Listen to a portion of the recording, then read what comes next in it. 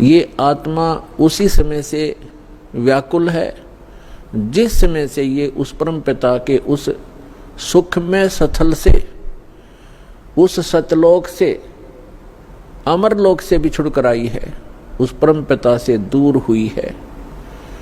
उसी दिन से इसको आभास हो गया है कि जो सुख मैं छोड़ के आया हूं वो यहां नहीं है। उसकी खोज में फिर ये अपनी अटकलबाजी से, जीव सोच से सोचने लगता है, प्रयत्न करता है। जैसे कोई निर्धन है, वो सोचता है कि धनवान सुखी होंगे, धन में सुख होगा। और धनी व्यक्ति को स्वप्न में भी सुख नहीं होता। पुण्यात्माओं, निर्धन को तो ये बात जचे नहीं कि धनवान सुखी नहीं, लेकिन किसी धनवान यानी मायाधारी से मिलकर देखना उसके ऊपर कितनी समस्याओं का पहाड़ होगा, आप सोच भी नहीं सकते।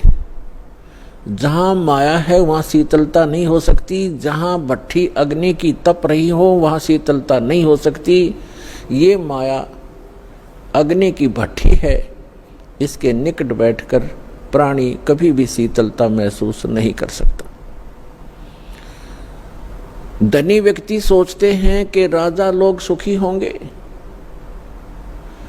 राजा को सुख स्वप्न में भी नहीं होता। आपको ऐसा लगता है जैसे इसके आगे पीछे बड़ी सेना चलती है, बड़े बड़े अधिकारी सलूट लगा रहे होते हैं, ये महासुखी होगा, कारों में चलते हैं। सपने में भी सुख नहीं है इनको, क्योंकि हमने सुख का पता ही नहीं जो सुख होता है। राजा लोग समझते हैं कि ऊपर के ये देवता लोग सुखी होंगे स्वर्ग आदि में। स्वर्ग के देवता सोचते हैं इंद्र सुखी होगा, जो देवराज है, देवताओं का राजा है। और देवराज सोचता है कि ब्रह्मा विष्णु महेश सुखी हैं। ब्रह्मा विष्णु महेश कहते हैं हम स्वप्न में भी सुख नहीं हमारे को।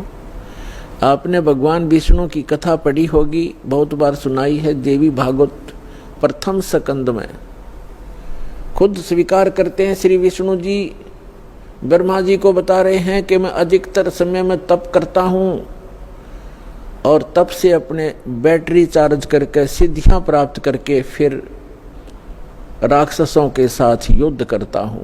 कभी मुश्किल से कोई समय मिलता है तो लक्ष्मी के साथ सुखपूर्वक समय बिता पाता हूं। तो खाक सुख है यहां पर।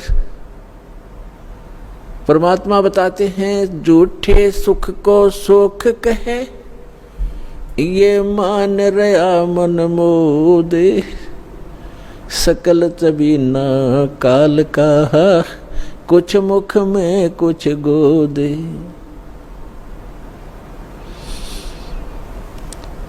इस झूठे सुख को सुख कहे, ये मान रहा मनमोद। कौन से झूठे सुख को? एक व्यक्ति बता रहा था कि मेरे एक कन्या ने जन्म लिया, जन्म से उस कन्या के गुदा स्थान नहीं था। इसको देखकर मेरे ऊपर पहाड़ टूट गया समस्या का। महा दुखी हो गया मैं। डॉक्टर के यहाँ लेकर गया मेडिकल में। जिस वार्ड में मेरी बेटी को भर्ती किया उसमें ऐसे 3-4 केस और थे। तब मुझे कुछ राहत मिली कि मेरे जैसे और भी दुखी हैं। बताओ इससे क्या लाभ मिला उसको? अपना मन में मान लिया कि चलो और भी दुखी हैं तो मैं भी दुखी हूं, कोई बात नहीं। क्या वो दुख हल्का हो गया? क्या गुदा स्थान बन गया बेटी का? तो पुण्यात्माओं, इसे गंदे लोक में रह रहे हम।